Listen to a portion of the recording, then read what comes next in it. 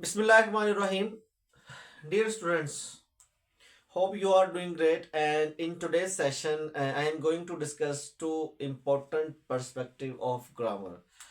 And students, in this lecture, you will know and you will understand about verb and two major branches of verb. मतलब कि verbs की जो major branches हैं उनके difference को आज हम समझेंगे। देखिए वर्ब, अगर हम बात करें स्टूडेंट्स वर्ब की डेफिनेशन की, actually the role of verb in a sentence is like a backbone. Just like that, we can't stand with our backbone. Similarly, a sentence cannot stand without a verb. So, verb is a very crucial, very necessary in a sentence to make the sense, to complete the sense, and to be a sentence. So, sentence is a sentence with a verb, and without a verb, sentence cannot be a sentence. देखिए students, verb हम किसी भी जुमले में एक action को या किसी स्टेट को वर्ब कहते हैं। तो आज हम जो है वर्ब की जो मेन ब्रांचेस हैं फाइनाइट और नॉन फाइनाइट वर्ब की डिफरेंस को समझेंगे। ये बड़ा अहम टॉपिक है। तकरीबन जो है एडीपी की क्लास में या दीगर जो छोटी क्लासेस के अंदर डिफरेंट क्लासेस में जो है इसके रिगार्डिंग पूछा जाता है क्वेश्चन एमसीक्यूज में, शॉर्ट क्वेश्चन में। तो आज जो है हम इनके डिफरेंस को समझेंगे। देखिए स्टूडेंट्स, फाइनाइट वर्ब जो है ऐसा वर्ब होता है that has been changed as per number, as per person, as per tense. ठीक है, मतलब कि इसका मतलब ये हुआ कि फाइनाइट वर्ब जो है जब आप किसी जुमले में, जब अगर फाइनाइट वर्ब को इस्तेमाल किया गया है तो उस जुमले में अगर आप नंबर को चेंज कर देंगे, मतलब उसमें सब्जेक्ट को सिंगुलर से प्लूरल या प्लूरल से सिंगुलर बनाएंगे तो फाइनाइट वर्ब चेंज हो जाएगा। इसी तरह से जो है स्टूडेंट्स, अगर उस जुमले में हम टेंस को चेंज करेंगे तो आपका उस सूरत में भी फाइनाइट वर्ब चेंज हो जाएगा। और अगर आप पर्सन को चेंज करेंगे, पर्सन जो है जैसे कि फर्स्ट पर्सन को सेकंड पर्सन या सेकंड को थर्ड या थर्ड को फर्स्ट बनाएंगे तो उस सूरत में भी फाइनाइट वर्ब चेंज हो जाएगा। ठीक है, मतलब finite verb is a verb that is changed as per number, as per tense, as per person. ठीक है, इसी तरह से जो है स्टूडेंट्स, जो नॉन फाइनाइट वर्ब होता है वो जो है students do not change as per number, as per tense, as per person. Mean to say that it has not been changed if we change the tense or we change the person or we change the number in a sentence, it remain the same at its place। मतलब कि ये जो है इन तीनों चीज़ों को change करने से जुमले में तब्दील नहीं होता। तो चलिए स्टूडेंट्स, हम जो है मिसालों से समझेंगे कि किस तरह से फाइनाइट वर्ब जो है वो इनके चेंज होने से चेंज हो जाता है, जबकि नॉन फाइनाइट वर्ब जो होता है वो इन तीनों के चेंज होने से चेंज नहीं होता।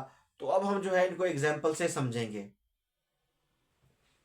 जी स्टूडेंट्स, आप देख सकते हैं कि मैंने यहाँ पर जो है फाइनाइट और नॉन फाइनाइट वर्ब की एग्जांपल्स लिखी हैं। तो इसके डिफरेंस को समझने से पहले थोड़ा सा आपको इनकी एग्जांपल्स का भी पता होना ज़रूरी है।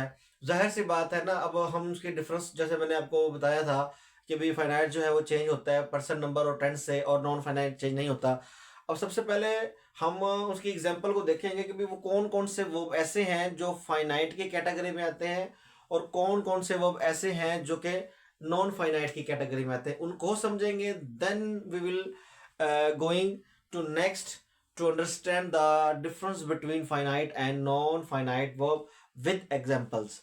देखिए सबसे पहले यहाँ पर देख सकते हैं कि फाइनाइट वर्ब के अंदर कौन कौन से वर्ब्स आते हैं। देखिए सबसे पहले नंबर पे आता है स्टूडेंट्स ऑक्सिलरी वर्ब। देखिए ऑक्सिलरी वर्ब को हम स्टूडेंट्स हेल्पिंग वर्ब भी कहते हैं। ठीक हो गया आमतौर पे। और ऑक्सिलरी से क्यों कहते हैं? क्योंकि ये लतीनी जुबान के लफ्ज ऑक्सिलियम से लिया गया है, जिसका मतलब है, और लतीनी जबान के लफ्ज ऑक्सिलियम से लिया गया है, जिसका मतलब होता है टू हेल्प, मदद करना। मतलब कि ये सब्जेक्ट और मेन वर्ब को आपस में मिलाने और जुमले को मुकम्मल करने में बुनियादी किरदार अदा करता है। ठीक है, ये आपका ऑक्सिलरी वर्ब होता है। ठीक है, अब ये दो तरह के होते हैं, प्राइमरी ऑक्सिलरी और secondary auxiliary. Students, secondary auxiliary जो होते हैं हम उन्हें हम मॉडल वर्ब्स भी कह देते हैं। ठीक है, मॉडल वर्ब्स भी कह सकते हैं। ठीक है, और प्राइमरी ऑक्सिलरी जो है आपके हेल्पिंग वर्ब्स जो टेंसेस में हम यूज करते हैं, just like that, do, does, is, am, are, has, have, इसी तरह से वाज, डिड, इसी तरह वाज, डिड और हैड वगैरह। तो ये आपके प्राइमरी ऑक्सिलरी वर्ब होते हैं, ठीक है स्टूडेंट्स। और उसके बाद आ जाता है दूसरे नंबर पर प्रिंसिपल वर्ब। प्रिंसिपल वर्ब या इसको हम मेन वर्ब भी कहते हैं, ठीक है। तो प्रिंसिपल वर्ब जो है वो तीन तरह के होते हैं, transitive verb, intransitive verb, incomplete verb, और तीसरे नंबर पे हमारे जो फाइनाइट वर्ब के अंदर आ जाते हैं लिंकिंग वर्ब, ठीक है। अब ट्रांजिटिव जो है, मतलब कि ट्रांजिटिव का मतलब होता है पासिंग ओवर, और इन ट्रांजिटिव का मतलब होता है नॉट पासिंग ओवर। मतलब कि ट्रांजिटिव वर्ब जो है, आप यूं कह लें कि सादे लफ्जों में आप कह सकते हैं कि transitive verb is a verb that needs an object to complete its section. मतलब कैसा वर्ब जिसके बाद ऑब्जेक्ट का आना लाजमी होता है, ठीक है, हो गया।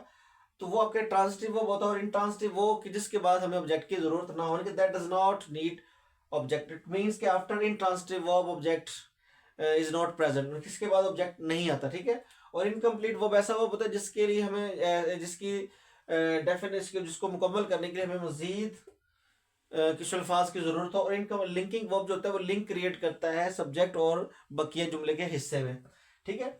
अब यहाँ पर जो है ये तो था फाइनाइट वर्ब के एग्जांपल्स, ठीक हो गया।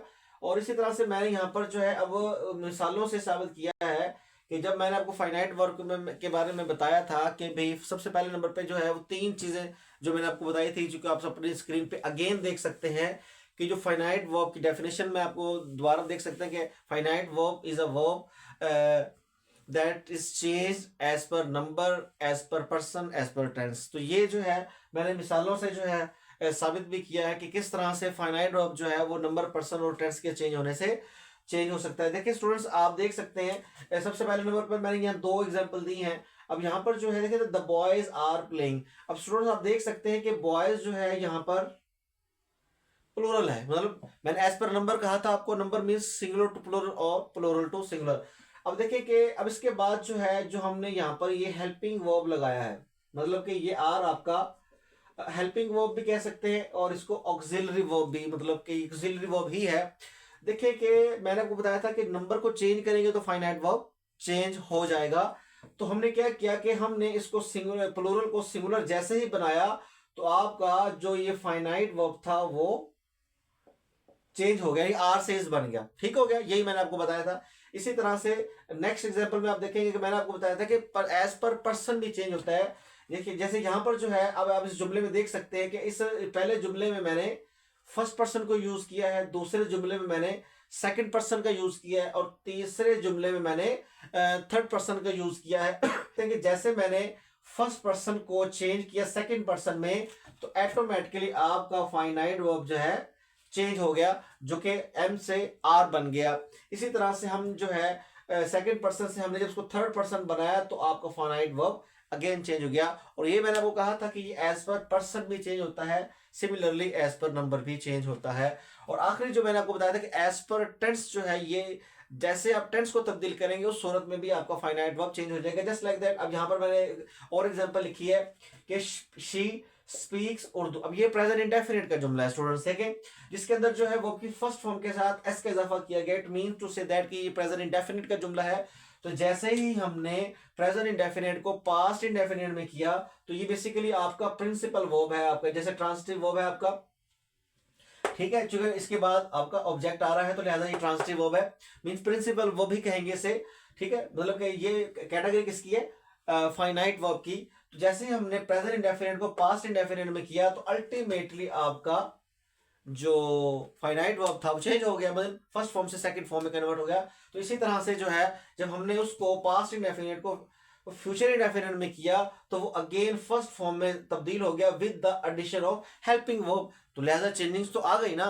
मतलब कि ये था कि भी फाइनाइट वर्ब जो है नंबर, पर्सन और प्लेस के चेंज होने से चेंज हो जाता है, ठीक हो गया स्टूडेंट्स। जी स्टूडेंट्स, अब हम जो है नॉन फाइनाइट वर्ब की बात करेंगे। इससे पहले मैंने आपको फाइनाइट वर्ब के बारे में बताया गया था।